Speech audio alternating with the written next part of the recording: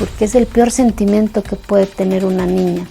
¿A quién le dices que no te quieres casar? Porque en mi caso, mi hermana más grande, mi papá la casó a los 12 años, a los 13 años ya era mamá, a los 31 años ya tenía 9 hijos. Y esa era mi misma realidad. Si yo no hubiera desafiado a través de la fuerza a mi maestro, decir yo no quiero esto. Y mi forma de hacerlo fue ser la rebelde. Y en esa rebeldía pues hubo golpes, hubo maltrato, porque te vuelves anormal de esa cotidianidad. Cuando una mente no se educa, tiene miedo a cuestionar, a decidir, pero sobre todo a defender su independencia. Quiero que en mi país sea un delito eso, que cada quien asuma su responsabilidad y no en nombre de la costumbre se siga violentando los derechos de las niñas, porque obligas a una niña a ser mujer sin serlo. Eso se llama abuso sexual, se llama trata. No puede ser que una niña de 14, 15 años ya 2 veces parió. ¿Y es normal?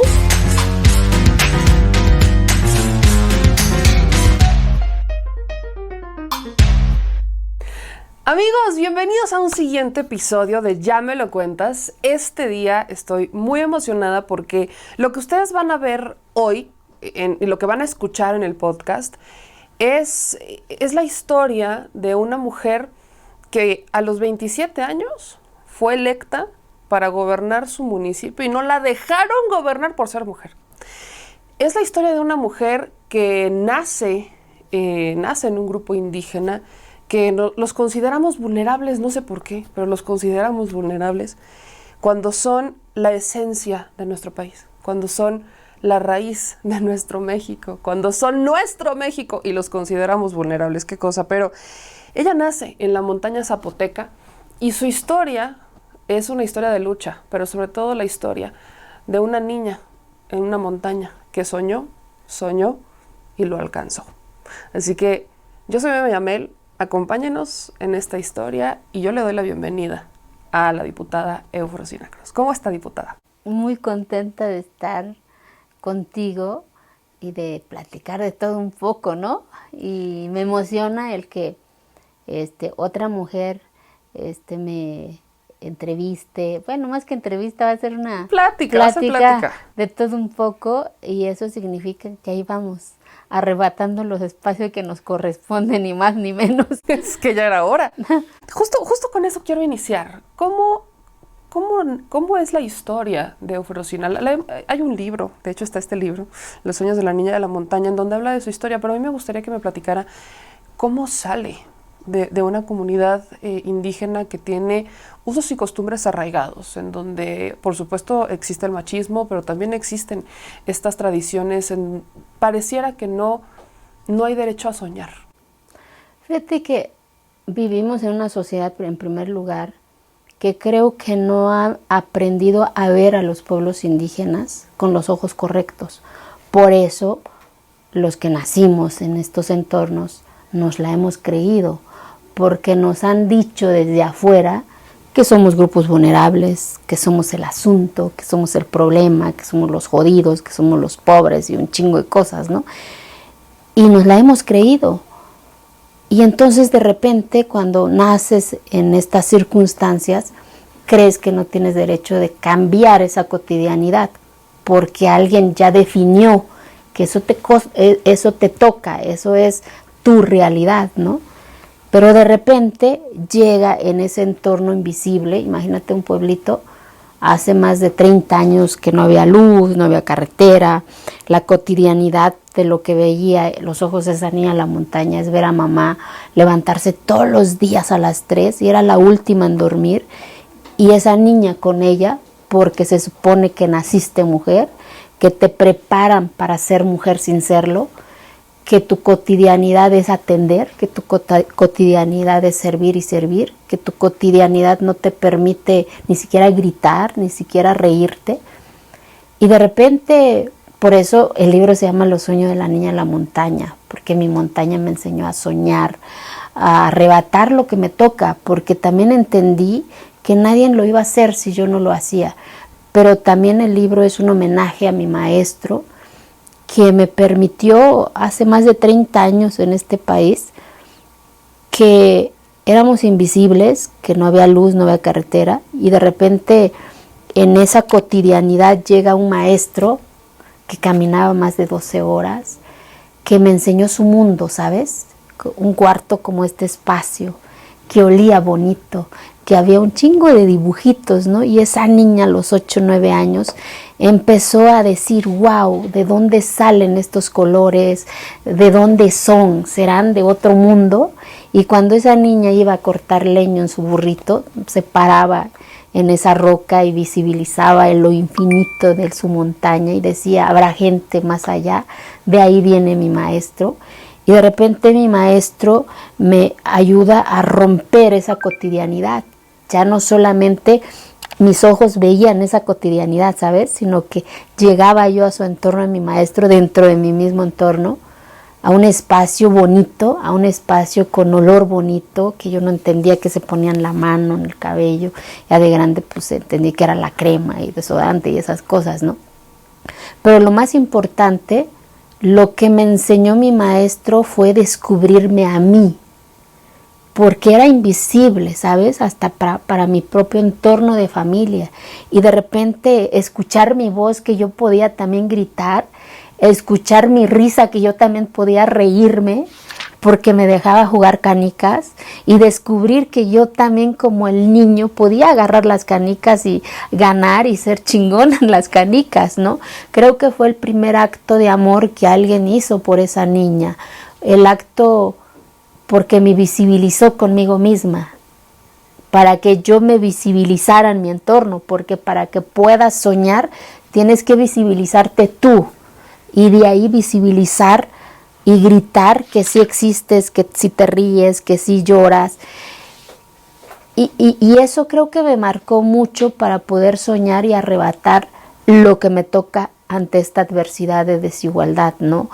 Ante estos nos que de manera automática otros ya me habían dicho que por mi origen ya estaba yo jodida, ¿no? Y no es cierto. Yo he dicho que el origen no puede definir el destino de nadie.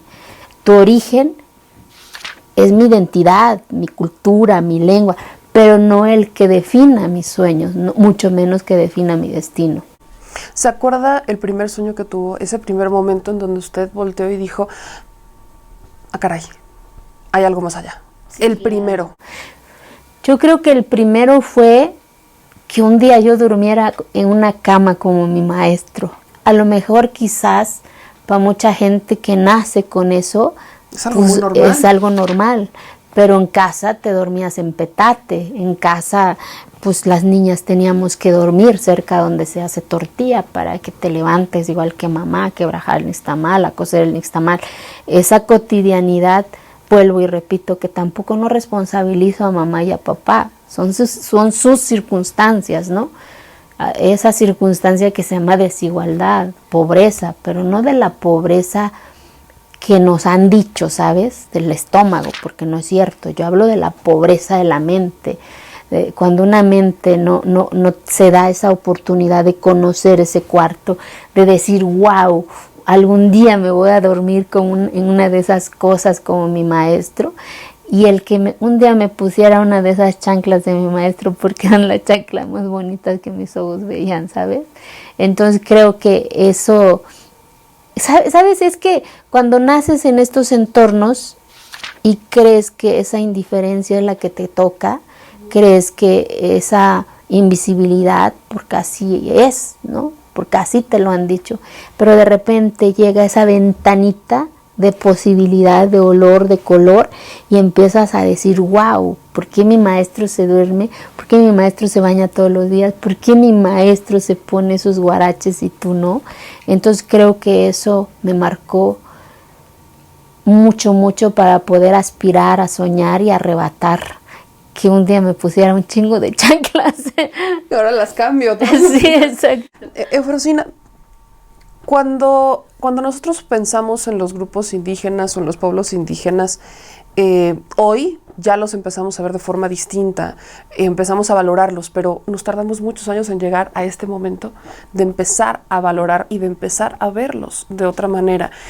Los hemos visto vulnerables, víctimas, con problemas, pobreza, y es lo primero que identificamos, pero no logramos encontrar la riqueza. ¿Cuál es la riqueza de la montaña? La riqueza de la montaña creo que ha marcado la historia de este país.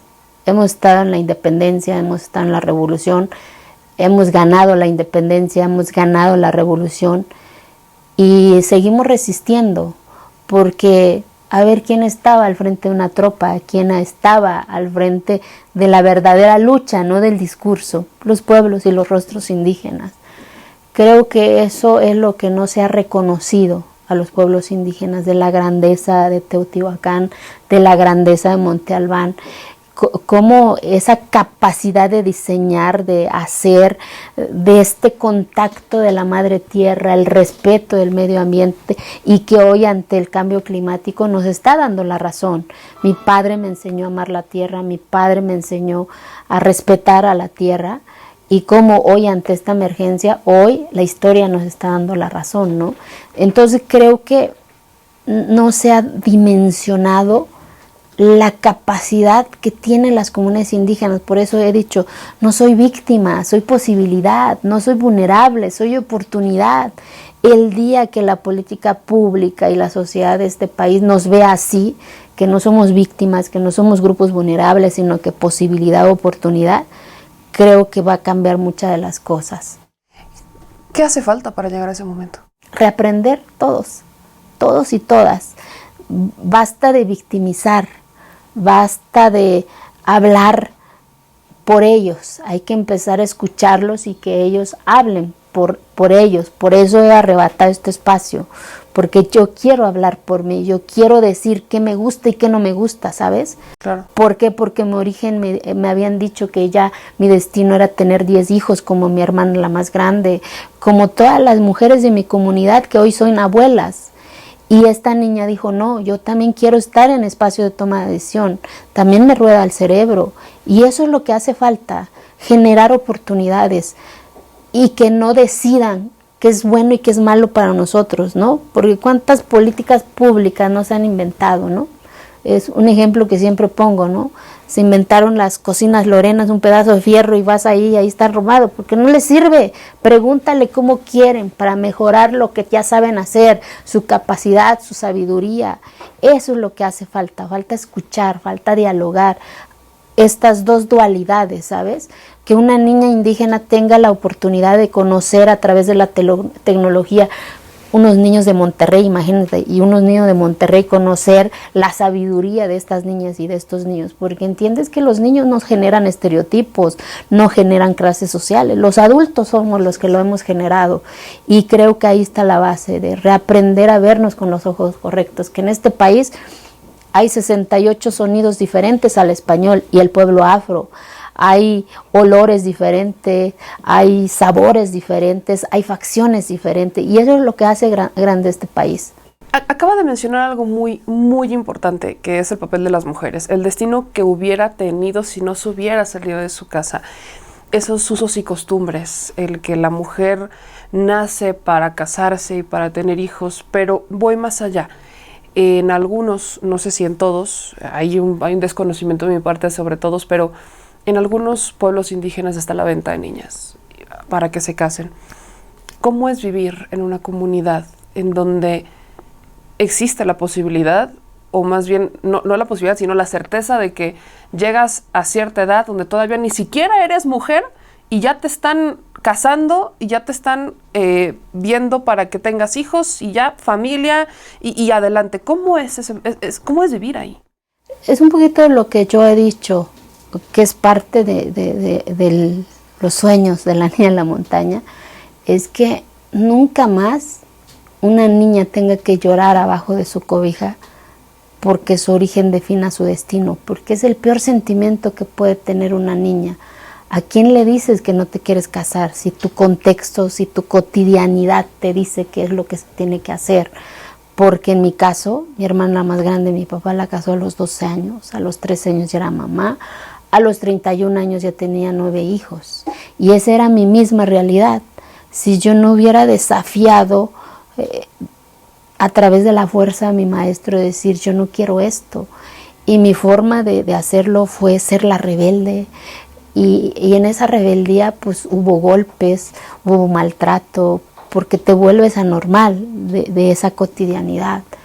Entonces yo te diría que son circunstancias bien dolorosas para una niña, porque a los 11, 12 años ya eres consciente, porque te educan para ser mujer sin serlo, porque no juegas con una muñeca, juegas amasando masa, juegas haciendo tortilla, porque, vuelvo y repito, porque otros ya habían dicho que así es, así debe ser. ¿Y a quién cuestionas? A papá, porque cree que es lo correcto, porque en esa invisibilidad de papá nunca vio el cuarto que yo vi de mi maestro Joaquín, ¿no? O esa cotidianidad le dijo a mi papá que era su forma de proteger a su hija también, porque mandarla a otro entorno, pues ni siquiera él nos había salido nunca de ese entorno. Entonces cuando yo hablo, no responsabilizo a mi mamá ni a mi papá, responsabilizo a eso que se llama adversidad, desigualdad, pobreza, pero no de la panza, sino que la pobreza de la mente, porque cuando una mente no se educa, tiene miedo a cuestionar, a decidir, pero sobre todo a defender su independencia, su conciencia, y vivir en esta circunstancia para una niña que vive en esa cotidianidad es el peor sentimiento, porque lloras, sabes que se va a terminar la primaria, sabes que te espera. Alguien va a llegar a pedir por ti, por el galón de mezcal, por 2 cabezas de res, porque así ha sido, ¿sabes? Y entonces por eso regresé y sigo en la política, porque quiero que en mi país sea un delito eso, que cada quien asuma su responsabilidad y no en nombre de la costumbre se siga violentando los derechos de las niñas, porque obligas a una niña a ser mujer sin serlo. Eso se llama abuso sexual, eso se llama trata. No puede ser que una niña de 14, 15 años ya 2 veces parió. Y es normal, pero vivimos en un país en donde el abigeato sí tiene sanción, o el tener un animal exótico tiene una sanción, pero el que se case una niña en las comunidades no, porque es su costumbre. Pues no. Entonces creo que también se tiene ya que empezar a nombrar las cosas como son, para que nunca más una niña tenga que llorar porque su origen defina su destino, porque es el peor sentimiento que una niña puede vivir y sentir. ¿Qué pasó por la mente de esa niña en la montaña? Cuando desafía a papá, cuando desafió los usos y costumbres, cuando dijo no quiero. ¿Cómo lo vivió? ¿Cómo respondió papá? ¿Qué pasó? ¿Cómo salió de ahí? Porque uno puede decir, bueno, desafió y fue rebelde y todo, pero no vivió esa historia. No la casaron a los 12 años. No. ¿Qué pasó en casa? ¿Qué pasó con esa niña? De veces. Yo creo que lloró abajo de una cobija. Primero, el desafiar esa cotidianidad de decir no me voy a casar. 2, el atreverte a decir a papá me voy de aquí, y que las palabras de papá fuesen está bien, te vas y te olvidas de nosotros, ¿no? Imagínate cuánto dolor también conllevó esas palabras a mi papá, porque por eso también el libro entendí que el amor infinito de mi papá, ¿sabes? Fue el haberme dejado ir a los 12 años, porque romper también con su cotidianidad. Un hombre que no tuvo chance de ir a la escuela, no sabe leer, no sabe escribir, y de repente que te diga está bien, te vas, pero te olvidas de nosotros, y más sin embargo en esas palabras duras te acompaña en esa travesía por primera vez, camina contigo a los 12 años, camina contigo 12 horas, llegar a un entorno que en su vida había visto, en donde las miradas lo quedaban viendo raro, porque mi papá ya había sudado, su cuerpo ya olía a montaña, Y yo no entendía por qué me dolía esas miradas. Yo no entendía por qué nos quedaban viendo raro, porque yo iba para mí llevaba yo mi mejor vestidito, ¿no? Para mí llevaba yo mi suéter más bonito, pero la indiferencia de esa sociedad me dolía. Ya de grande después entendí que la discriminación duele un chingo.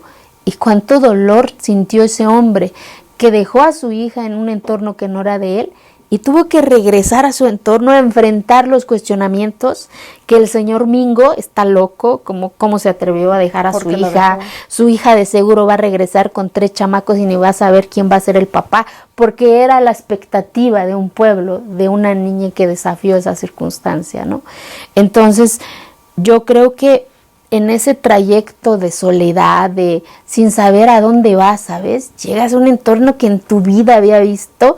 Yo soy de montaña fría, llego a un entorno donde hace un chingo de calor en Salina Cruz, en donde dices, ¿y ahora qué chingado hago aquí, no? Y empiezas y entiendes que tienes que sobrevivir en esa adversidad. Creo que eso me mandó y me ayudó a seguir siendo rebelde en un entorno que ya no era mío, de decir, hijos de la chingada, les voy a demostrar también que soy chingona, ¿no? Por más dolor que conllevaba eso, dejar tu entorno, porque, ¿sabes? Porque duele mucho dejar tu historia, sin olvidarlo, por arrebatar tu conciencia, por arrebatar tu libertad. Debiese ser normal que una niña indígena estudiara, hablara su lengua, pero no, tenemos que seguir arrebatando cada eslabón de nuestra conciencia y fue mucho dolor partir tu corazón en esa madrugada, en ese silencio de mamá, el que mamá en ese silencio te ayudó a agarrar y poner en la cajita tus mejores ropitas porque no había mochila, y en ese silencio te puso los 100 pesos y por eso siempre digo, por 100 pesos estoy aquí, ¿sabes? Porque me dijo, ve y construye tu destino. No me lo dijo tal cual en palabras, pero en ese silencio estoy segura que me lo dijo, ¿no? Entonces, pues yo creo que me marcó, pues sí, dolor, pero del dolor también aprendí a sacar la fuerza, porque yo ya sabía que si me quedaba ahí, pues iba yo a repetir exactamente la cotidianidad con la que yo había crecido, ¿no? Que mi hermana no paraba de tener chamacos, que mi amiga ya tiene hijos, o que la que ya salió de la primaria hace 3 años ya va por su segundo hijo. Entonces dices, pues eso no lo quiero. Y entonces llega un entorno tan siquiera ahí, y ahí ibas a escoger quién iba a ser tu compañero. Era una posibilidad ya, ¿sabes? Cuando llega a Salina, ¿tenía 12 años? Sí. ¿Qué hace una niña de 12 años en un entorno que no es el suyo, con una familia que en el silencio le dijo, te apoyo, pero ya me voy y te olvidas de nosotros? Claro. ¿Qué hace una niña de 12 años sola? ¿Qué hizo la niña de 12 años? Imagínate,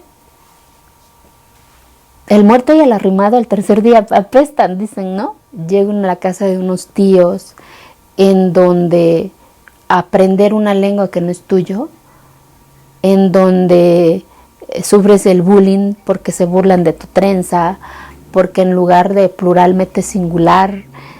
Y aprendí también en ese camino, ¿sabes? Que me vale. Yo ya entendí el mundo. Ahora que el mundo le toca entenderme. Pero eso no significa que voy a negar lo orgullosa que me siento de ser indígena, de ser zapoteca y de defender mi lengua y de gritarlo al mundo, ¿sabes? Eso también entenderlo conllevó dolor, porque una niña y ahora tenía que sobrevivir por sí sola, ya no con mamá, ya no con ese entorno de familia. Entonces, ahora tú sola, por eso mi mejor amiga soy yo, porque aprendí a tomar mis propias decisiones desde los 12 años, aprendí a decir qué es menstruación porque en mi entorno nadie me lo dijo, aprendí a que si yo regresaba en ese entorno tenía yo la misma historia que mi hermana, y entendí que para sobrevivir tenía que trabajar todos los días, levantarme otra vez a las 3 de la mañana y ser la última en dormir porque tenía que hacer mi tarea, si no, no podía. Aprendí a que tenía yo que vender lo que fuera para poder medio comer. Aprendí a que pues tenía ganas de comerme una torta de choriqueso, pero no me alcanzaba el centavo. Aprendí que para que me alcanzara mi dinerito que tenía yo ahí, tenía que ir caminando a la escuela porque era un ahorro más para mis copias. Aprendí que pues, el libro no podía yo acceder a comprar un libro, pero había copias. Aprendí a ser mujer sin ser mujer a los 12 años, ¿sabes? Pero ya no con un hombre, sino que en busca de mi libertad, en busca de ser yo, en esa invisibilidad. Entonces llegas ya madura porque, a ver, en una comunidad, vuelvo y repito, nunca juegas con la muñeca, empiezas a hacer tortilla, a servir a tus hermanos, a tener responsabilidades, a asumir roles que alguien dijo que tenías que hacer. Y entonces salgo de ese entorno, llego a otro entorno que por ser la niña, la sobrina indígena, ahora tiene que servir a una familia, tiene que lavar la ropa de una familia, tiene que lavar los cerros de trastes de una familia. Y hoy odio lavar trastes, ¿no? Es lo último que quiero hacer. Es lo último que quiero hacer, porque hay cosas que te marcan toda la vida, por más perdones que hay en la vida, hay cosas que no nada más no toleras, ¿no? Y creo que en ese tiempo, casi en el mismo libro lo hablo, no me gusta mucho hablar esa parte, porque es la parte más cabrona de mi vida, porque fue mucha invisibilidad, mucha violencia, mucha discriminación. ¿Sintió miedo? Por supuesto, todos los días. El que cuando yo tenía que ir al mercado 2 veces con mis morrales y yo decía, ¿qué chingado estoy haciendo aquí? Mejor me regreso para el pueblo, ¿no? Y me acordaba, yo dije, no, pues alguien va a llegar por mí, aquí tan siquiera voy a elegir quién me va a acompañar, bueno o malo, ¿no? Y era una posibilidad, ¿no? Llegar a ese cuarto que se llama soledad y ¿te acuerdas que tu compañero se chingó la torta de choriqueso y tú ni siquiera alcanzaste por una tostada y llegas en tu cuarto y sobró la tortilla de ayer? Y entiendes, pues chingatelo, mañana será otro día. Y cada eslabón de esta etapa yo creo que hizo más rebelde para arrebatar su libertad de esa niña. Entonces esa niña maduró, esa niña se hizo mujer antes de serlo, esa niña aprendió a ser rebelde, ¿no? A cuestionarse, a exigirse, a meterse en broncas, pero ella era ella, ¿sabes? Era ya su decisión y de nadie más. Sí, claro. Decisiones propias, por no supuesto. Imposiciones. Desde los 12 años aprendí a tomar mis propias decisiones, buenas o malas. Aprendí a sobrevivir, aprendí a sobrevivir, a voltear y pues ni modo, aguántate, mañana será otro día. ¿Cuál es el límite entre los usos y las costumbres y los delitos? Lo mencionaba hace un momento, hay que decir las cosas como son.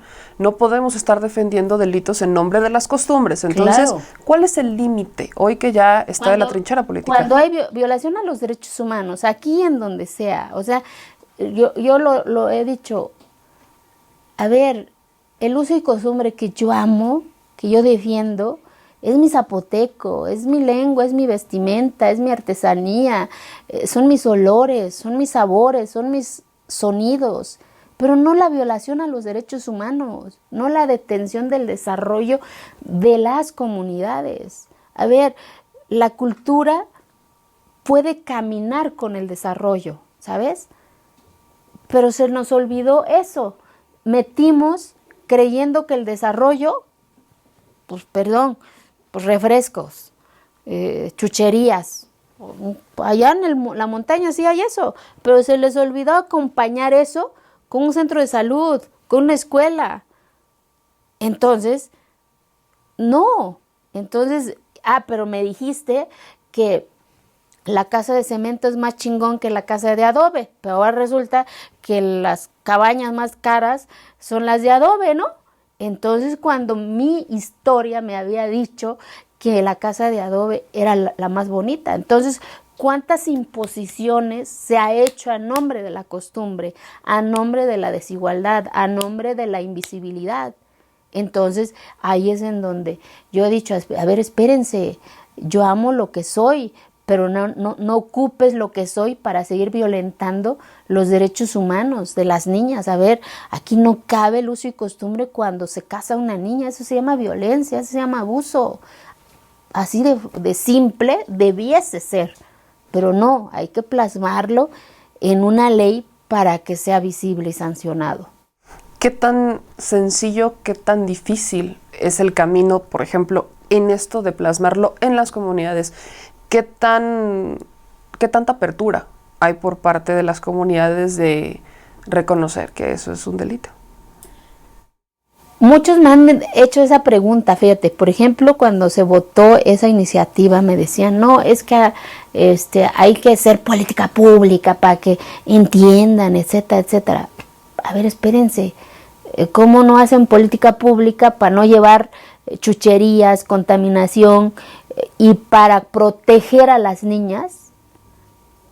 Entonces me dicen, es que eso no es, estás acabando con la costumbre. Espérense, no estoy acabando con la costumbre, estoy diciendo que nadie ocupe la costumbre para seguir violentando, porque mi historia me dijo y me dice que hubo gobernadoras. A ver, antes de la conquista, en mi pueblo había una gobernadora, éramos chingonas las mujeres, pero nos dijeron que teníamos que ser las que teníamos que ser entregadas, intercambiadas, etcétera, etcétera, después de la conquista. Pero la historia de los pueblos indígenas, a ver, las que estaban al frente de las batallas, de las luchas, eran las mujeres indígenas. Entonces no me digas que mi uso y costumbre ha detenido la capacidad o violentado los derechos de las mujeres, porque no es cierto.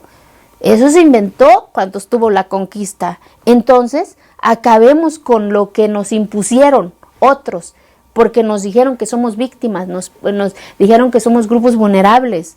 Pues no. Entonces, yo creo que también hay que asumir las consecuencias de lo que significa esto, y estoy consciente, porque a veces luego dicen, es que no saben. Pues sí, es cierto, no saben. Por eso estamos para hacer estas acciones de esta iniciativa, traducirlo en las diferentes lenguas que hay en este país, porque luego vivimos en un país en donde todo es en Castilla, o sea, en español. Nos olvidamos que hay 68 sonidos, que hay que traducirlo, que hay que interpretarlo para que llegue ahí, porque no tiene caso que se haga desde aquí si no lo traducimos en los diferentes sonidos que hay en este país.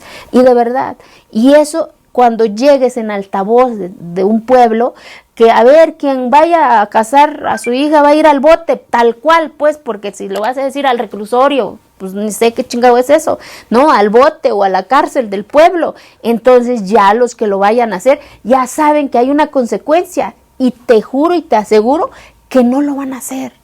O sea, ¿por qué? Porque también los papás aman y quieren a sus hijas. Y su forma de proteger a veces es esa forma, porque nadie les ha dicho que eso no está bien, que eso es un delito. Pero si nada más quieres imponer también, pues tampoco no se vale. Yo la escucho apasionada de esto, y su historia, por supuesto, que me da a entender por qué está apasionada con esto, con el tema de la política y con la defensa de los pueblos indígenas, con que se escuche su voz y que se empiecen a hacer justicia.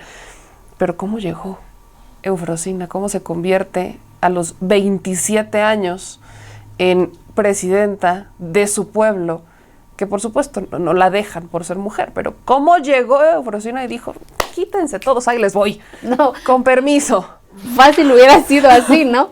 Yo creo que, o sea, cuando terminó mi carrera, a la par regresaba yo al pueblo y la cotidianidad seguía igual. Las mujeres seguían levantándose a la misma hora, eran las últimas, y yo ya letrada, según yo, ya chingona, pues empecé a cuestionar esa normalidad, de decir, ¿por qué no puedo ir a la cancha? ¿Por qué me voy a sentar en el piso? Yo también puedo sentar en la mesa, ¿no? Entonces empecé y entendí otra vez, segundo momento de mi vida, que yo tenía que romper ese paradigma, ¿sabes? De lo que nos habían impuesto. Y empezar a decir, yo no me quiero sentar en el piso, yo me quiero sentar en la mesa, ¿no? Y asumiendo las consecuencias de lo que significa eso, volverte la normal, ya no solamente para tu familia, ya para todo un entorno.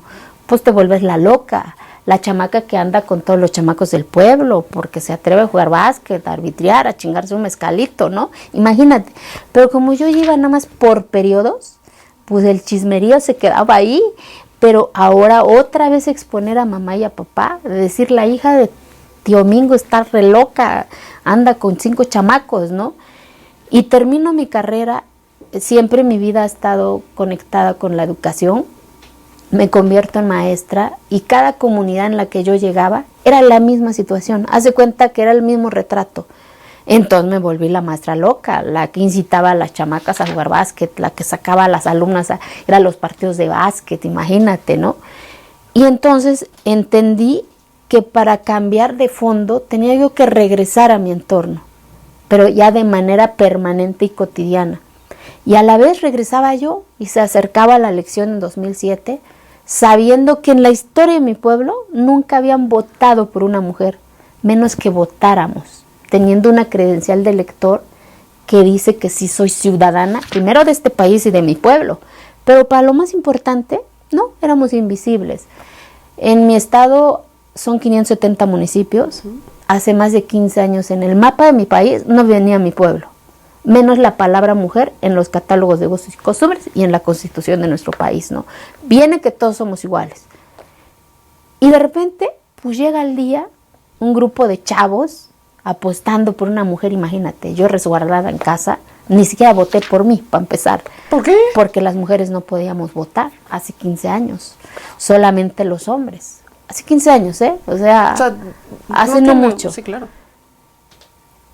Y no me dolió, ese día odié ser mujer, porque otra vez estaba yo al frente, que mi origen estaba diciendo cuál era mi destino, seguir siendo invisible. Y llegar a casa, ver a papá llorar, diciendo ya párale, nos van a correr del pueblo, a tus hermanos diciendo ya ves, te lo dijimos, o ver a la fuerza de la señora diciendo cuidado te vas a agüitar, estamos contigo, y dices, ¿saben qué? Quédense con su bendita presidencia, ya no quiero nada, ¿no? Era el camino más fácil, o el entender que la empoderada, la letrada ya eras tú, y la que tenía que visibilizar esa historia que sucedía en muchos pueblos de mi estado, era yo.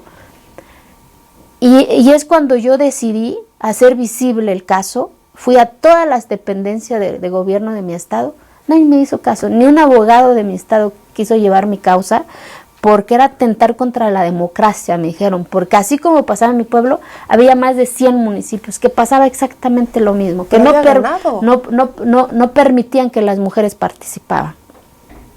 ¿Y ante quién acudes? No había derechos humanos, no había tribunales electorales, era derecho consuetudinario, ley no escrita.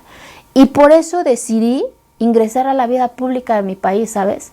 Porque entendí que lo que me habían negado estaba allá adentro, que era cambiar primero la constitución de mi estado, que quede claritito que ninguno violente los derechos de las mujeres, aún por usos y costumbres. Porque lo menos importante es votar y ser votadas en estos entornos. Es que nos vean. Si no nos ven desde nuestro propio entorno, ¿cómo chingados nos van a ver desde afuera? Y entonces tenías que plasmar, y en 2010 pues llega esta oportunidad y esta posibilidad y de arrebatar, porque también hubo cuestionamientos ya estando en la política, ¿cómo la indígena va a estar en política? ¿Cómo? Porque no es hija de Mingo y Lupe, ¿me entiendes? Porque vivimos un sistema también político así, y entendí también, otra vez la vida me estaba presentando y que tenía que arrebatar ese espacio, asumiendo las responsabilidades y consecuencias que eso conlleva. Ahora, ¿cómo llega esta oportunidad en 2010? Se convierte no solamente en presidenta de la mesa directiva del Congreso de su estado, sino que en la primera mujer indígena en estar en este cargo. ¿Cómo se da la oportunidad? Me dice, la tenía que arrebatar, pero ¿cómo se dio? ¿Quién la invita? ¿Quién le dijo, vente para acá, yo te abro la puerta? Viniendo de un estado que con usos y costumbres complejas por tantas comunidades indígenas que tiene, por tantos colores, sabores y sonidos. ¿Cómo le abren la puerta? Fíjate que Oaxaca vivía en ese tiempo una transición de cambio, en ese entonces con Gabino Cue, y en 2008 conozco a la señora Margarita Zavala, yo siempre lo he dicho, en un evento en Morelos. Y entonces en 2010 se da esta oportunidad de esta transición y de esta alianza, y me invita ella directamente, y entonces iba yo a ir por mayoría y por la vía pluri, ¿no? Y ella me dijo que no, que en la urna me iban a deshacer por la lucha, que mi lucha merecía ir de manera directa, sin exponer, sin lastimar. Y es así que llego como diputada la primera vez local por el PAN, de la cual yo siempre lo he dicho y lo agradezco en el libro, porque entendí que los partidos son los instrumentos para que se convierten las causas en realidades, más allá de ideologías, más allá, en mi caso, sino que son espacios que entendí que tenía yo que arrebatar, porque pues imagínate en el PAN, un partido de derecha, sí, pero conservador, que protege justo a las élites, y yo que hablo están en de contra libertad, del aborto, etcétera, etcétera. Me resulta, ¿no?, bastante contrario, irónico. Y ahí es en donde yo agradezco ese espacio por la cual pues me abrieron la posibilidad y me convertí en esa transición de ser la primera mujer. De cuando me lo propusieron, yo dije, adelante, sin saber, ¿no?, qué es ser presidenta del Congreso, y entendí que tenía yo que también tragar las leyes que rigen la institución para poder entender cuál era mi responsabilidad y demostrar, porque vivimos una sociedad en donde se nos exige más a las mujeres y más a las mujeres indígenas, ¿no? Y más cuando no perteneces a esa cotidianidad, porque no eres hija de, porque tu apellido es Cruz Mendoza, y de repente arrebatas, pues los cuestionamientos son más rudos. Sí. Y cuando se dio esta posibilidad, por supuesto que yo dije sí, adelante. Entonces ¿La pensó? Por supuesto que no, cuando se dio la posibilidad, porque entiendes y enfrentas, ¿sabes?, todo el dolor que conllevó ya tu historia misma, todo lo que ya te habían dicho, todo lo que te habían dicho de que por qué no podías ser presidenta, y entender que la laguna estaba en la Constitución de mi país, y entender que era el camino para poder un día eso fuese realidad. Y por eso, gracias a la señora Margarita, que hace esta invitación, y por supuesto que no lo pensé ni 2 ni 3 veces, de entender, asumo la responsabilidad, porque imagínate los cuestionamientos que se vinieron después, cómo la indígena ya vendió su lucha, ya se disfrace, ahora es indígena lay, ¿me explico? Pero entiendes que tienes que asumir esos costos y esas responsabilidades. Toda la vida lo había yo hecho. Una más, porque era el camino que yo tenía para cambiar la Constitución de mi país. Y en 2012 se da la oportunidad de ser candidata igual a diputada federal.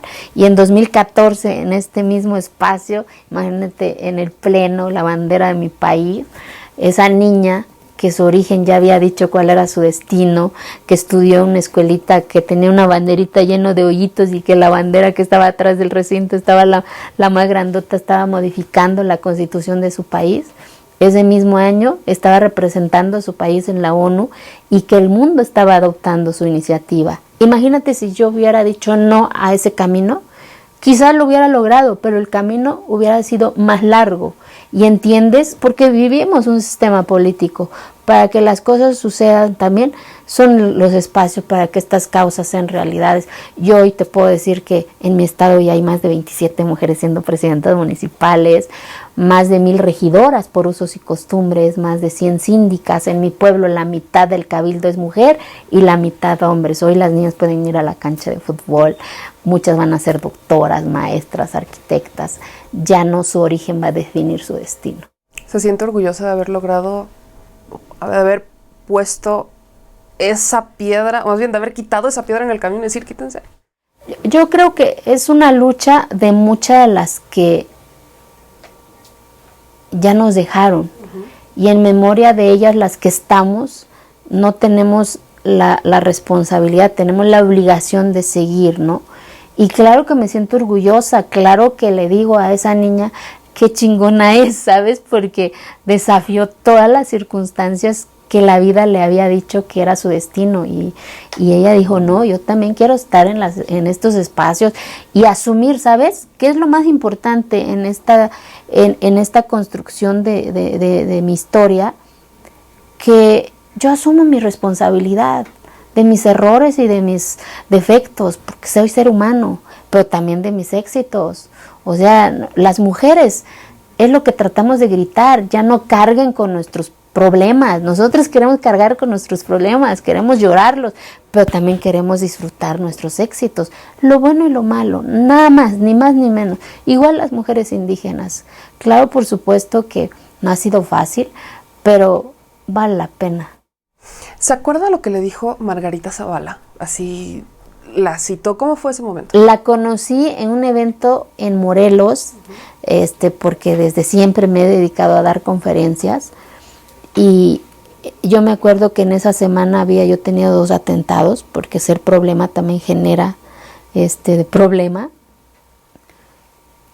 Y en ese evento me habían invitado a una conferencia en Cuernavaca, Morelos, porque los abogados que me ayudaron a llevar mi historia, mi caso, fueron un bufete de Cuernavaca, Morelos. Y de ahí me invitaron a dar unas conferencias en las escuelas, pero me entero que iba a haber un evento grandotote del Día Internacional de la Mujer en una comunidad que se llama Tecalita, que iba a estar el presidente y todo el mundo, ¿no? Y mi sueño era conocer al presidente de mi país. Entonces me gusta mucho escribir. Entonces le hice una carta de 6 hojas.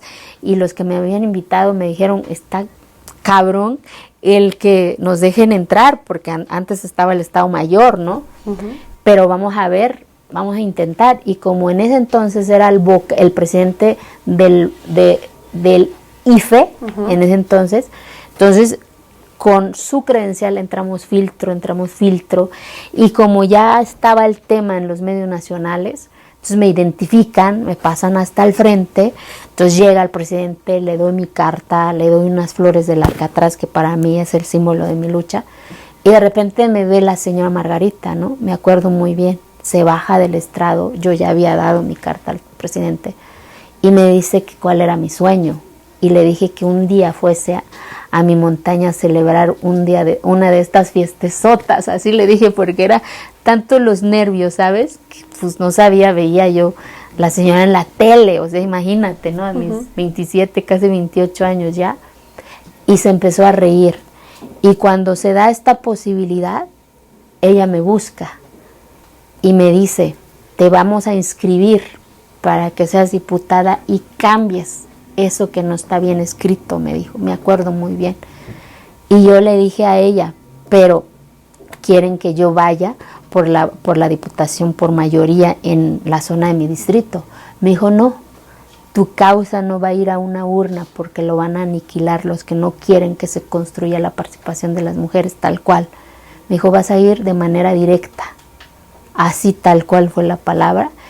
Y en ese mismo año, yo me acuerdo, en 2010, en 2011, la señora Margarita estaba en mi montaña celebrando un Día Internacional de la Mujer con un grupo de mujeres. Fue el año que por primera vez un grupo de mujeres entramos a nuestro palacio municipal. Nunca habíamos entrado, imagínate.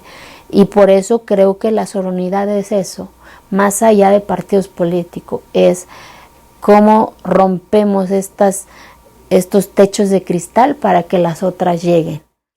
Dentro del Partido Acción Nacional, que es un partido bastante conservador, con ideas bastante cerradas, ¿vivió discriminación? No, fíjate, porque siempre fui rebelde. Ahí está la votación. Siempre me ha valido, ¿me explico? Ya consciente de lo que soy, a lo mejor hubo discriminación de cierta forma, pero como la mente y mi mente ya está empoderada, pues me valía, ¿no? Pues que me expulsaron por eso le pregunto. por ser rebelde, pero eso también crea un precedente para todos los partidos, porque hoy, y me fui a los tribunales, ahora sí, porque nadie te puede expulsar de ningún partido, porque los partidos a final del día viven de las prerrogativas de las y los mexicanos. perdón. Y lo que hace uno cuando uno vota, ejerce uno el voto de conciencia. Y la conciencia es libertad. O sea, más allá de los acuerdos políticos de esto y de lo otro. Entonces, por eso crea precedente y mandatan a que me regresen mis derechos de partido, pero pues ya, ahí la dejé, ¿no? Pero ya quedó el precedente, por supuesto, ¿no? Y creo que también ya se ha entendido y han entendido que se tiene que abrir, romper estos paradigmas que de repente, a ver, ¿quién dijo? El tema, por ejemplo, y lo digo con mucho respeto, el tema del aborto, a ver, ¿quién eres para cuestionar el cuerpo de una mujer? Si es su cuerpo, si es sus circunstancias, si es su historia. Entonces, no, tu sociedad, ¿quién eres para criticar a una mujer? Tu sociedad, ¿quién eres para...? ¿Qué es calidad moral? Que alguien me explique, que me digan, es que tiene la moral, y nosotras las mujeres no tenemos moral si decidimos sobre nuestro cuerpo, perdón, no. Entonces los partidos políticos también, el que sea, tiene que ir abriéndose estas dimensiones de lo que significa el poder, de lo que es mi responsabilidad, que es mi cuerpo, porque cada historia es un dolor. A ver, también el aborto es un dolor para las mujeres, porque es una pérdida también al final del día. ¿Quién piensa en ella? O sea, sí cuestionamos, sí señalamos, pero tú, ¿quién eres sociedad para cuestionar? Luego dicen, es que la moral, ¿qué es moral? Díganme. Entonces, pues, imagínate, con esa conciencia siempre ejercí mi derecho en el grupo parlamentario. Viví una legislatura compleja también dentro del Pacto por México. Muchas de las votaciones ahí está, abstención, en contra. ¿Por qué? Porque como yo les decía, y lo digo aquí también, pues salí con los ojos cerrados de mi pueblo. Hoy que los tengo abiertos, pues ¿cómo chingado me van a decir qué tengo que hacer? No significa que esté en contra, significa que, espérense, pues voy a echar una leidita a ver qué chingado voy a votar, ¿no? Entonces, creo que eso también me dio mucha apertura y agradezco a Acción Nacional de la oportunidad, porque sin esos espacios también no se hubiese logrado pues la reforma a la Constitución de mi estado, mucho menos la reforma a la Constitución de nuestro país. Entonces, en la vida también una de las cosas que me enseñó mi papá es ser agradecida en la vida. Siempre seré agradecida con esa oportunidad, porque gracias a eso, hoy en mi pueblo las mujeres ya pueden jugar, ya pueden ir a la escuela, ya forman parte del cabildo. Hay 27 mujeres presidentas, ¿no? En algún momento me queda perfectamente claro que independientemente de los posicionamientos políticos y de si hubiera o no discriminación, opresiones y demás, el objetivo se logró. Sí, claro. En su momento se logró el objetivo y está agradecida. Pero hoy está en la Cámara de Diputados por otro partido y también está Margarita Zavala en la Cámara de Diputados. ¿Se han encontrado? Sí, claro. O sea, ¿cuándo fue cuando la vio de nuevo? ¿La vio después? Siempre, de eso? Porque más allá de estas circunstancias, es de las mujeres que admiro también, porque la acompañé en esto cuando renuncia también a Acción Nacional para ser candidata independiente.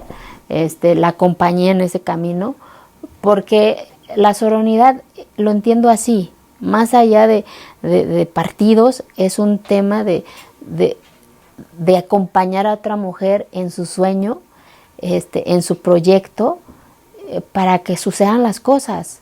Y la acompañé, y ahora que se da esta alianza igual, pues ella sale por Acción Nacional, yo por el PRI, y eso no nos hace adversarias, al contrario, la sigo admirando, la quiero, y siempre me voy a sentarme con ella un rato en su curul, o ella va en mi curul, porque seguimos creyendo que sigue faltando más espacios para que más mujeres estén en estos espacios, ¿no? Por ejemplo, en las notarías, ¿no? Yo no sabía que de 7,000 y pico notarios que hay, nada más hay 400 notarias en todo el país, ¿no? Nunca ha habido una presidenta de notarías a nivel nacional, siempre ha habido hombres, ¿no? Entonces me da mucho gusto, por ejemplo, que por primera vez estén inscribiendo mujeres jóvenes, ¿no? Entonces son eslabones que se tienen que ir a romper. y no vernos como enemigas, ¿sabes? Porque de repente a veces creemos que por estar en un espacio, en un partido político, ya somos enemigas. Pues eso es lo que quieren, que nos veamos como enemigas. No, somos aliadas. Tampoco no buscamos ser amigas, pero aliadas sí. Si le gritan a una, le gritan a todas, porque así yo creo la sororidad, pues. Entonces, por eso, pues hoy la vida me da la oportunidad, fíjate, nadie me había hecho esa pregunta y no la había yo visualizado, el que esa mujer que yo veía en la tele, hoy tengo la posibilidad de ser compañera de ella, ¿no? Independientemente, y lo reconozco, yo lo digo públicamente, independientemente de los cuestionamientos que se le hagan a Margarita Zavala por varias cosas, aquí estamos hablando de un tema de le extendió la mano, se la dio, la tomó y la llevó a lograr algo importante, no solamente para Eufrosina. Y me dejó ser. Para Oaxaca. ¿Sí me explico? Me dejó ser eso es lo esa independencia y tomó la mano y dijo, ya vuela.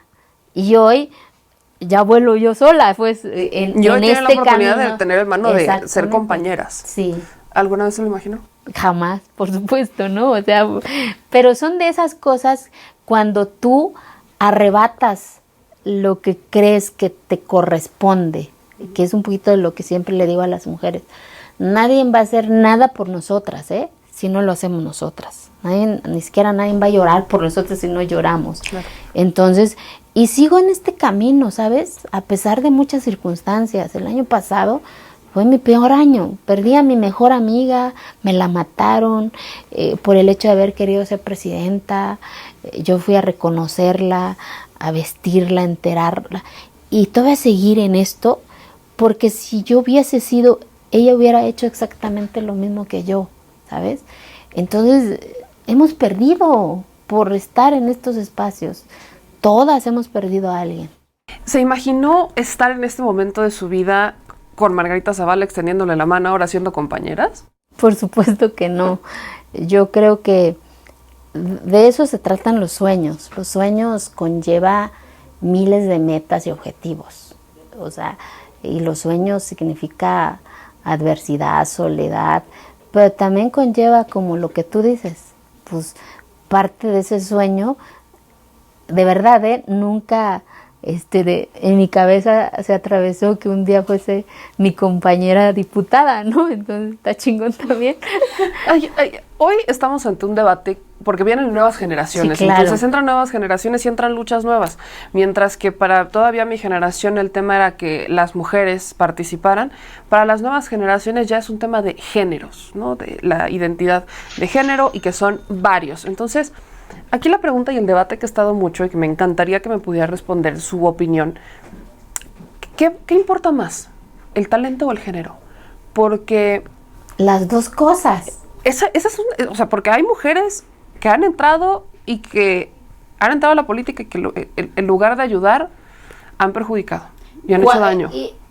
Y ahí es donde yo he dicho, entonces no es tu causa, porque llevar la voz tiene que ser una causa, ¿me explico? Porque si no, te da igual cómo se vote, te da igual si se da o no se da. Pero si es una causa, pues vuelves y provocas que sucedan las cosas. Y ahí no cabe el sexo ni nada de eso, sino que cabe la causa. Entonces, por supuesto que es importante el talento, pero sobre el talento es la causa, es lo que significa, a qué sector puede beneficiar esa causa. Y la causa es construir ciudadanía, construir que una niña ya nunca más se case en este país, que una niña construya su destino, que una niña arrebate lo que le toca, ni más ni menos. Y por supuesto también los niños. Hoy que soy mamá de un niño, pues mucho más, con mayor responsabilidad. Yo sí quiero entregar a este país a un buen ciudadano consciente de que no por el hecho que sea niño tenga más posibilidades, no. Entonces yo creo que sobre el talento tiene que ser la causa y el talento, por supuesto, facilita las cosas, ¿no? Y el género, pues tampoco no es que a fuerza seas mujer y vas a apoyar el tema de mujeres, son las causas. Si lo has llorado, si lo has sentido, si lo has vivido, claro que lo vas a entender y lo vas a luchar y lo vas a modificar, pero si no lo has sentido, no lo has llorado, pues no importa si eres hombre o mujer. Sí, no importa el género. El problema siempre, y estoy consciente y estoy de acuerdo con el tema de la causa. Y a eso quiero llegar. Partidos. Los partidos, me menciona, son una herramienta y hay que utilizarla como lo que es. Hoy está en el PRI. ¿Cómo se dio la transición al PRI? ¿Cómo la reciben en el PRI? En una coalición estaba dentro, pues, PAN, PRD y PRI, y se da la oportunidad de que el PRI me propusiera dentro de la circunscripción, vuelvo y repito, de la cual agradezco, y por qué acepté también, porque yo estaba bien a gusto en el espacio del sector público desde el gobierno, porque faltaba este eslabón en cerrar para que en el Código Penal Federal de mi país los matrimonios infantiles se considerasen ya delito grave, ¿no? Y es la primera iniciativa llegando en septiembre, la ingresé, porque es una causa para mí. Y ya en abril ya se votó, ya se turnó al Senado de la República, y entonces, y sin esa posibilidad del Partido Revolucionario Institucional que me abrió hoy las puertas, y que me deja hacer, fíjate que estoy en un espacio en donde yo traigo mi agenda, traigo esto, traigo lo otro, con este acompañamiento que adoptaron como grupo parlamentario la iniciativa, y eso también lo agradeces, de verdad, porque los partidos también tienen que abrirse a no imponer, porque creo que también eso ha lastimado a la gente. Entonces tienen que no ser rebelde sin argumento, ¿sabes? Sino decir, sí voy a votar a favor, pero se incluye en este tema, porque no todo es esta radicalización o esta polarización, no. Lo menos que necesita este país es eso, sino que cómo avanzamos entre todas y todos. No es lo que yo pienso, es lo que entre todas y todos podamos construir. Y eso de verdad me ha permitido desde el grupo parlamentario construir. ¿No ha pesado, y creo que es evidente, no podemos tapar eso con un dedo, la división que existe? No solamente en estos tiempos entre la alianza, que si hay disputas, que si sí, que si no, que si azul o buenas noches, sino internamente en el partido que la propone. ¿No ha pesado el que hoy estén grupos separados, que se peleen por la dirigencia, que sí, que si no?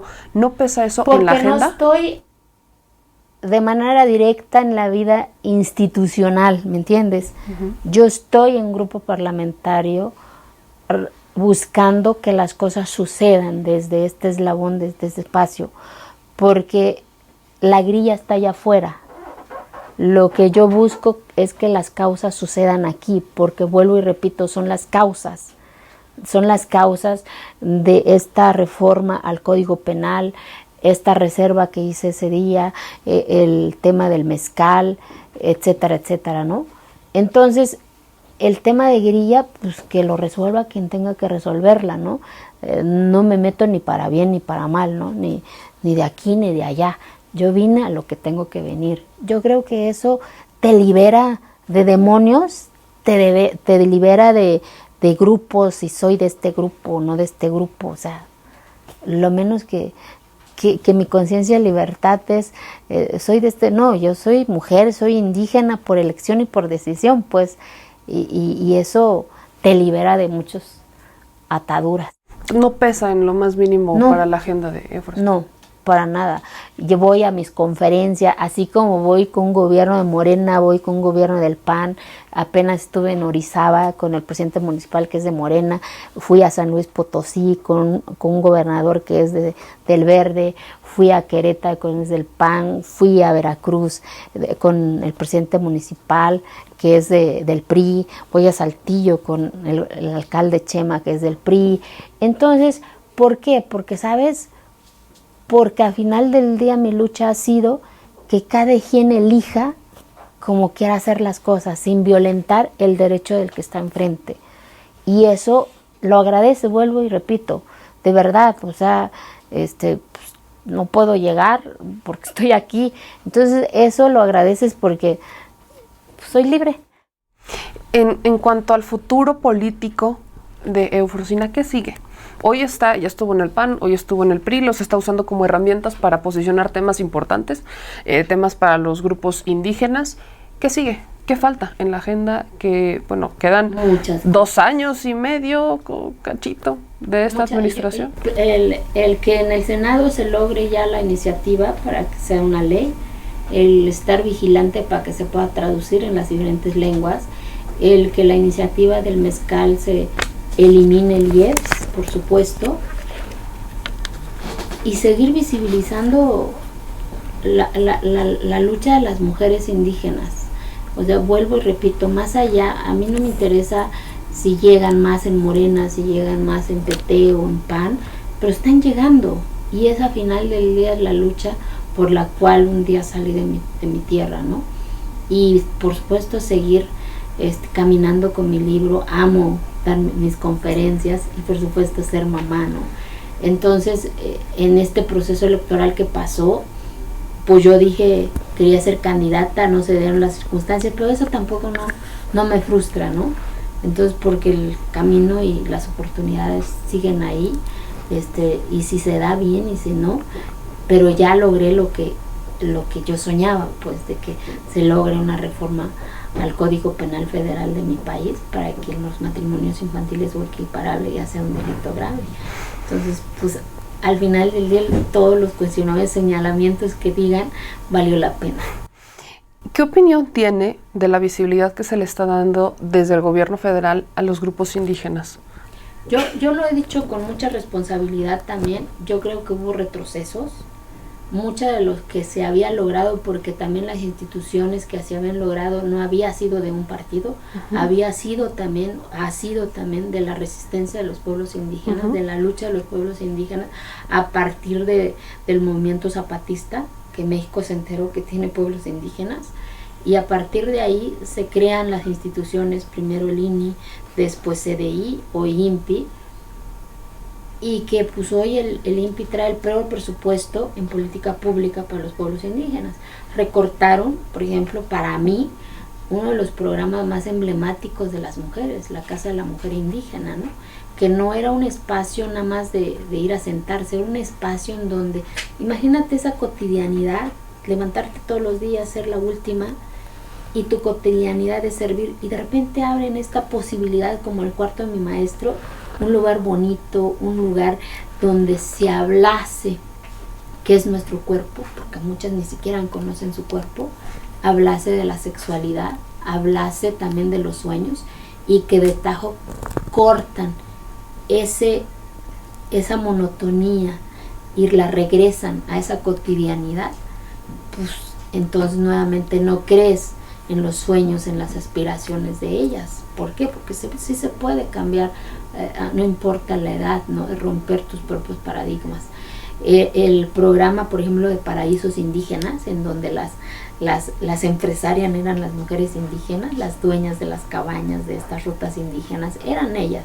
Y hoy todos esos programas se cancelaron. Entonces, no estoy diciendo que todo esté mal, o sea, los programas sociales creo que sí sirven, pero tienen que tener una corresponsabilidad. Yo no creo en los subsidios, yo creo en las corresponsabilidades, porque el regalar por regalar no crea aspiración, y lo que necesitamos hacer es crear aspiración, que provoquen a que también merecen dormir en una cama, ¿no? Pero tiene una corresponsabilidad, que es echarle ganas. En lugar de levantarte a las 9, levántate a las 5 de la tarde.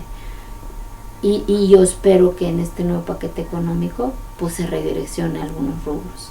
Y en educación, o sea, vuelvo y repito, mientras que no se entienda que la mejor inversión en una política pública tiene que ser la educación, pero una educación que conlleve educación de calidad y que conlleve tecnología. Para mí la tecnología es un apalancamiento de desarrollo de nuestras comunidades, de verdad. Lo creo y estoy convencida de eso, pero también se recortó el programa de México Conectado. Entonces urge regresar a algunas acciones que creo que sí empoderaban y construían ciudadanía. Sobre este tema creo que es importante mencionarlo porque estamos hablando de grupos indígenas que, ¿cómo decirlo? Existe como una división, los vemos como si fueran un México aparte y no un México integrado, que formamos todos parte del mismo país. Entiendo que con la intención federal de los programas sociales lo que buscan es no hacer una división y que se le tome a todos por igual, pero estos programas que fueron cancelados, se argumentó porque se habían dado casos, pues en muchos se dieron casos de corrupción. El argumento de lo mismo, ¿no? De todas las secciones, corrupción, pero lo que yo he dicho, bueno, si había corrupción, entonces debiste haber creado candados para que eso no sucediera, o crea un programa que pudiese suplir lo que ya se había construido, pero no quitarlo es la solución, porque ya había mujeres saliendo de esa cotidianidad, yendo a estos espacios, pues tan siquiera a platicar, ¿sabes? Pero ahora otra vez las regresas al espacio privado en donde se supone que tienen que hacer, porque son las que tienen que atender y atender y atender, y al contrario, este espacio era salirse de esa monotonía, ver otros colores, otros sabores. Entonces eso también coadyuva a romper paradigmas.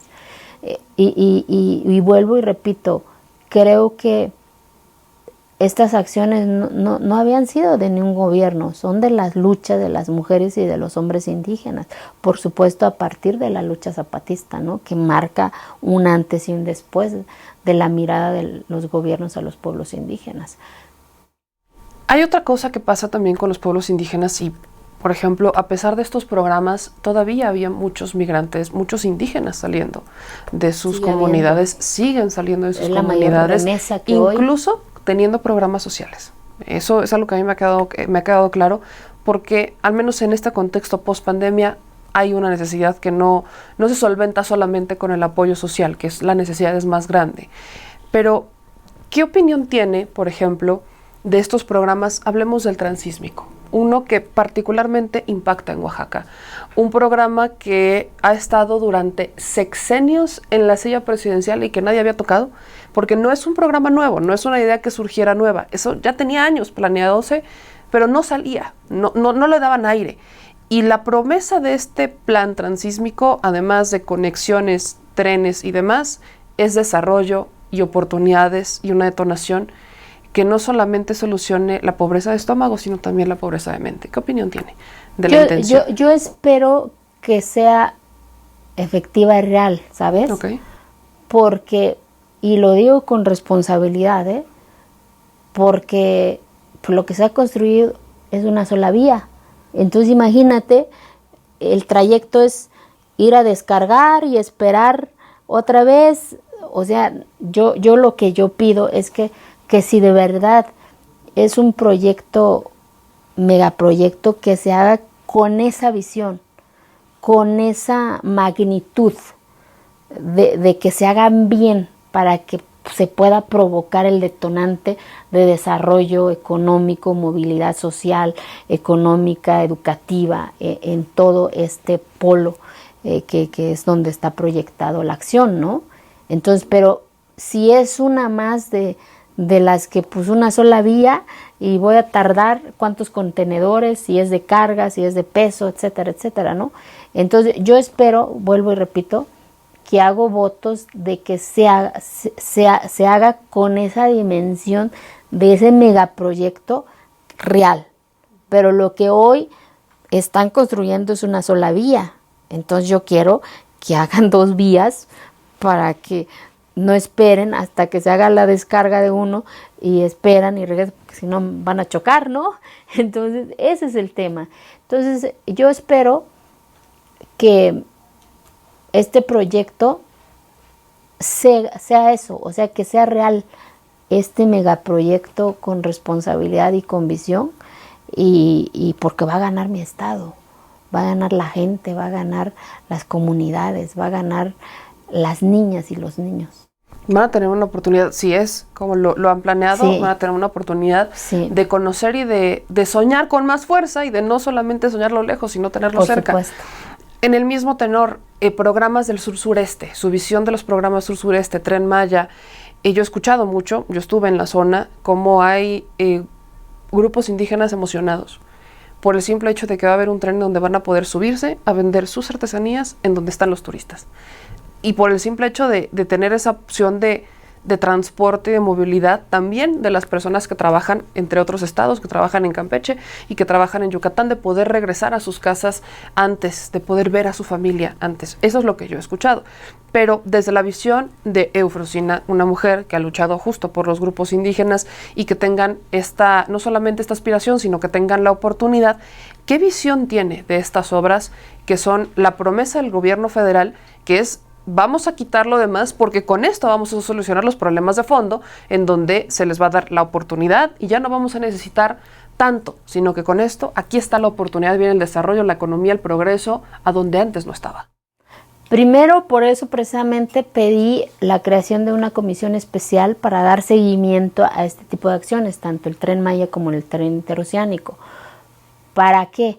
Para que se dé certeza de todo lo que se ha dicho sobre esa obra, para bien o para mal, en un grupo plural para dar seguimiento, que si efectivamente se hizo la consulta a los pueblos indígenas, si efectivamente va a traer todos estos beneficios, si efectivamente no está dañando el medio ambiente, porque al final del día, mira, lo más valioso para los pueblos indígenas es su territorio, es sus comunidades indígenas, es su fauna, es su agua. Mi padre me enseñó a amar la tierra, a respetar la tierra, porque me decía que un día ahí vamos a regresar, en polvo o en hueso, ¿no? Y tiene razón. Entonces, si no cuidamos la casa grande sobre los intereses económicos, pues no pierde el gobierno, pierden nuevamente las comunidades, porque han sobrevivido con sus territorios, han sobrevivido con el cuidado de sus aguas, pero si les quitamos esa posibilidad de las muchas que se le han quitado, entonces nuevamente pierden ellos. Por eso yo pedía que se hiciese una comisión especial para dar seguimiento y dar certeza de lo bueno y de lo malo, porque hay que ver qué es lo que están pidiendo estos activistas, qué es lo que dicen las comunidades, ahí, porque al final del día lo que queremos todas y todos es que el detonador de desarrollo se dé ahí en la población que está en desventaja y ahí no caben las grillas políticas, ¿no? Entonces, pero pues sigo luchando para que se dé esa comisión para yo poder darte una opinión con certeza, porque yo te daría una opinión de grilla, ¿me entiendes?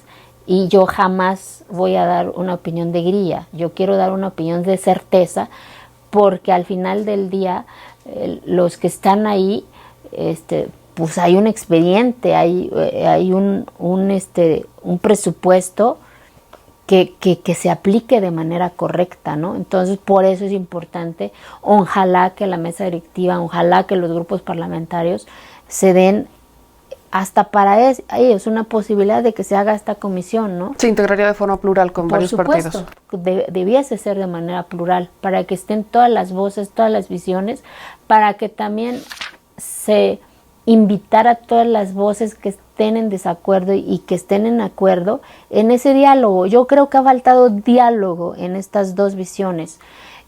¿Por qué? Porque se ha polarizado tanto las posiciones y eso no ayuda a México. Por supuesto que cualquier sentimiento de rencor detiene el sueño y la aspiración y la felicidad del ser humano. Pues imagínate, si yo me hubiera vivido con rencor, pinche gobierno, por su culpa no puedo estudiar y esto y lo otro. No, eso detiene. Es decir, híjole, de la chingada voy a demostrar que soy chingona, pues, pero yo tomé la iniciativa y nadie más. Entonces creo que es lo mismo que pasa en estas dos coyunturas, ¿no? Entonces, ¿para qué? Para que se dé ese espacio de diálogo, de consenso, de comunicación y de escuchar a los que están ahí, si les gusta o no les gusta, pues, porque también yo he cuestionado, ahí sí, la consulta no se hizo como debiese ser.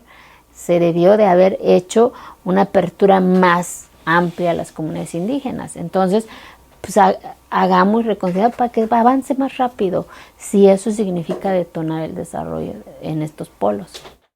Usted en este momento, insisto, está en un partido polémico, me dice, yo no me meto en la grilla, yo me meto en las causas y aprovecho la oportunidad.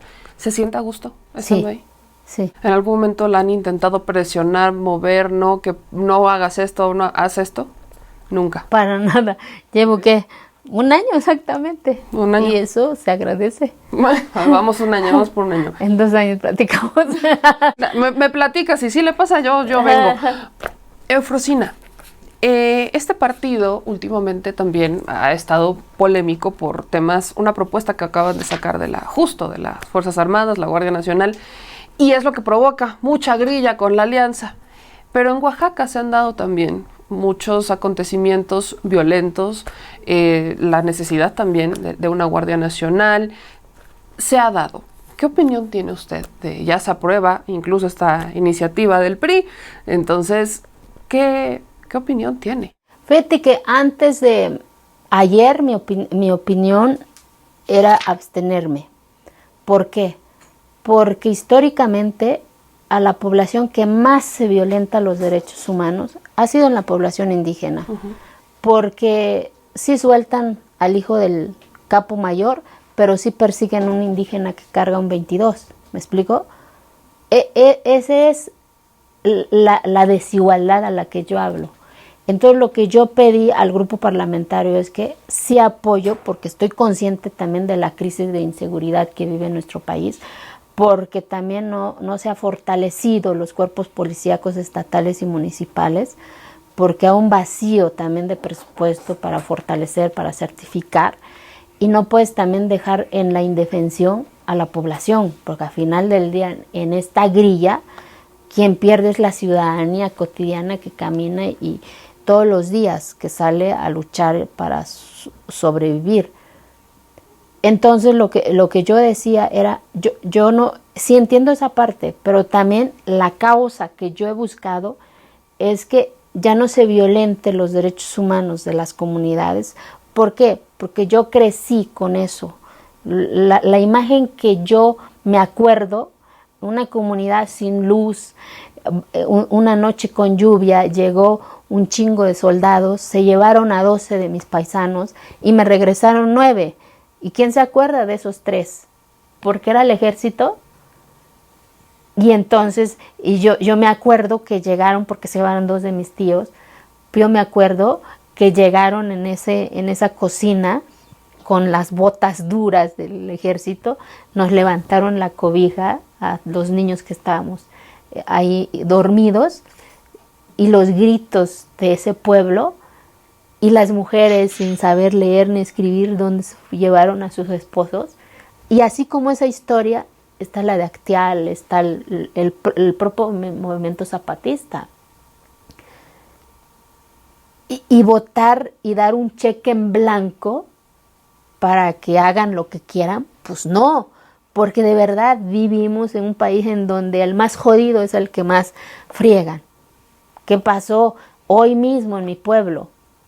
Un día, uno de la Guardia Nacional, muchacho de mi pueblo, un día Franco llegó al pueblo, hijo de desmanes en el pueblo, y la costumbre del pueblo es que el síndico municipal mandata al mayor de vara, y el mayor de vara mandata a sus topiles, porque no hay policías, que debiese haber policías porque es una ausencia del Estado, y la comunidad es quien suple esa ausencia sin pago, porque es un servicio comunitario.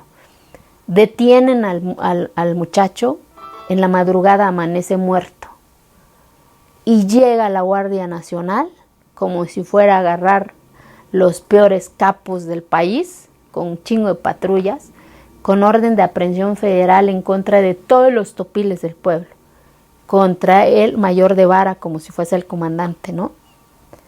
Porque los acusan por omisión de no haber cuidado al muchacho que amaneció muerto, ¿no?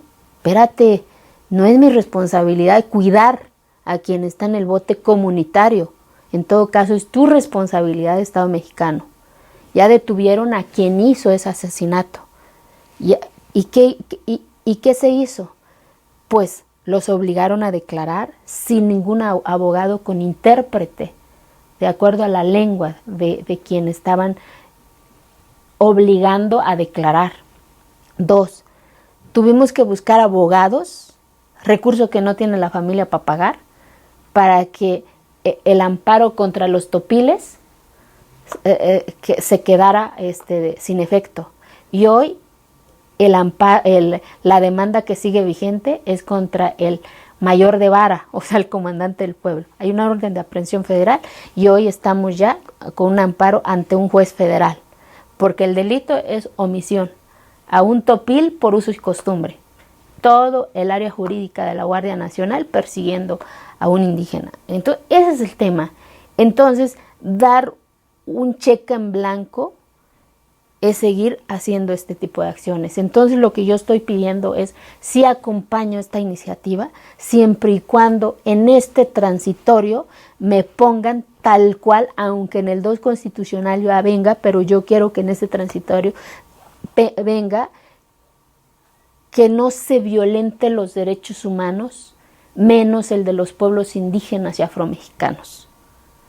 Tal cual, para que este grupo bicameral, tanto la de los senadores como la de los diputados, sean los vigilantes a que no se cometa este tipo de violaciones a los derechos humanos. No estoy diciendo que todo el ejército, no estoy diciendo que toda la Guardia Nacional, no estoy diciendo que toda la Policía Federal, porque hay buenos elementos.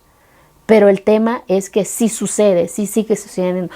El reporte de los derechos humanos, a ver, quien más violenta han sido los elementos del ejército, la violación a los derechos de las mujeres, abuso sexual, el aumento de embarazos infantiles, de embarazos de menores de edad, pues está ahí. ¿Y quiénes son? Muchos de la Guardia Nacional. Entonces es un tema bien complejo en donde yo estoy diciendo que sí acompaño porque entiendo también la emergencia de inseguridad que está viviendo nuestro país, porque retiras a todas las corporaciones, vuelvo y repito, no pierde ningún partido, pierde la ciudadanía, porque no tenemos una policía preparada, lista, capacitada en estos momentos, pero el gobierno tiene la responsabilidad de construir unas policías con elementos certificados para que en su momento el Ejército y la Guardia Nacional regresen por la cual fueron creados. Pero en estos momentos estoy consciente que no. Pero entonces garantízame a que la población o la causa que yo siempre he estado tenga esa protección, que no se siga abusando de los más desventajados. Y en esa lucha, si se logra, pues acompañaré la iniciativa.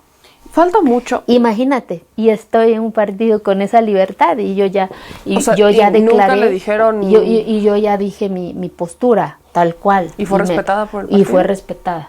Y es respetada. O sea, es decir, si no sale esta reserva que yo estoy proponiendo, mi voto será en abstención o en contra. Ok. Dicho eso, faltan muchas cosas que hacer por los grupos indígenas. Sí, claro. Muchas cosas.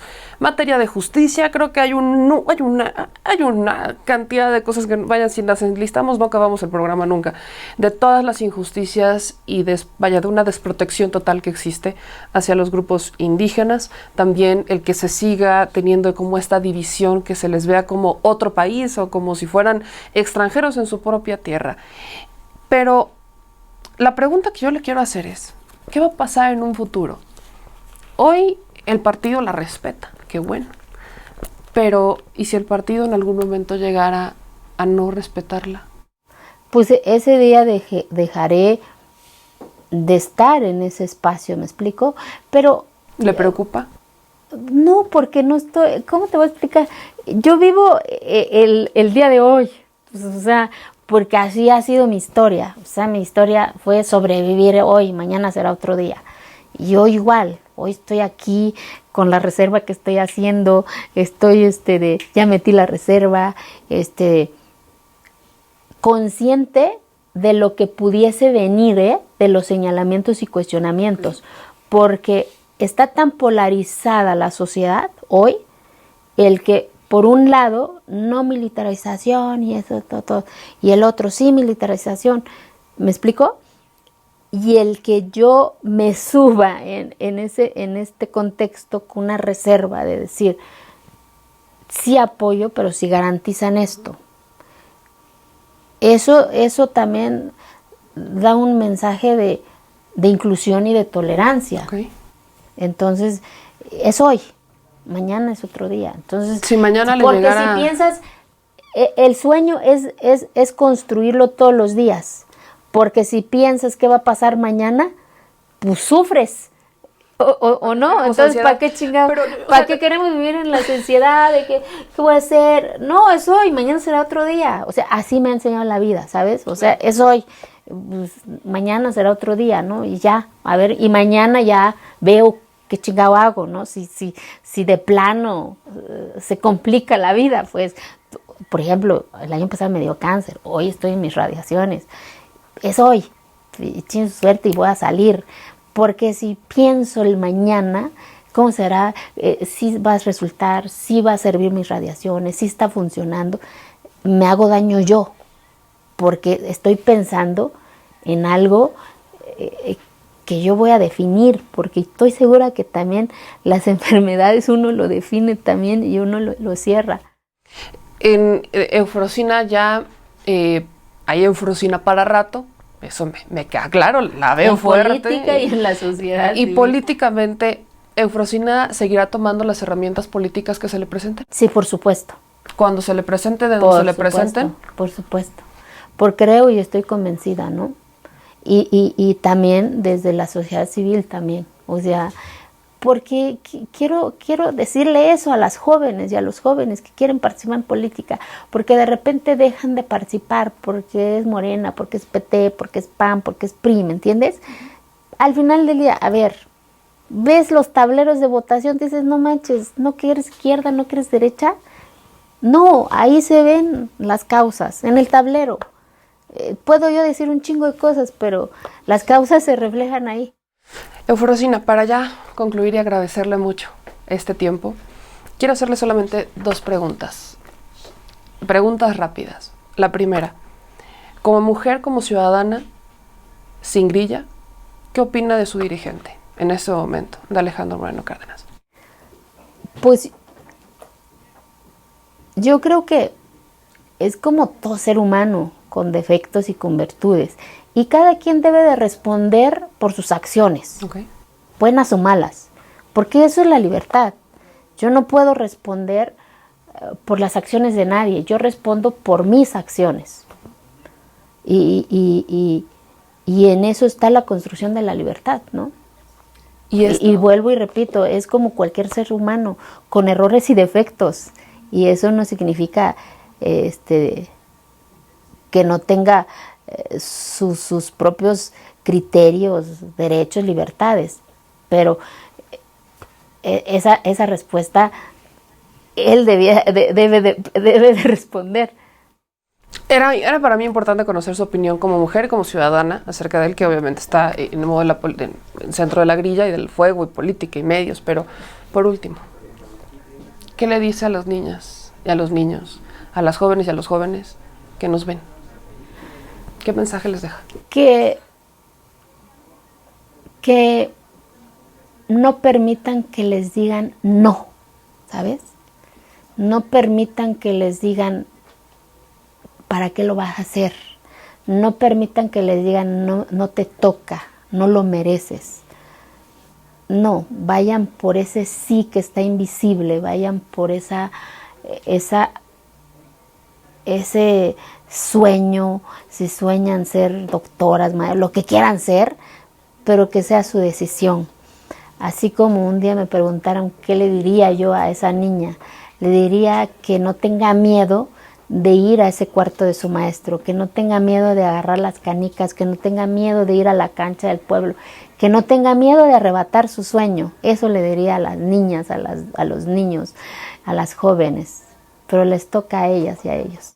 Eufrosina, le agradezco mucho. No, al contrario, muchas gracias. Pues eso es todo de esta entrevista, amigas y amigos. Yo soy Meme Yamel y les agradezco infinitamente que nos acompañaran en este Ya Me Lo Cuentas. No se les olvide suscribirse, compartir, activar las notificaciones y dejarme sus comentarios, que quiero leer qué opinan de esta entrevista.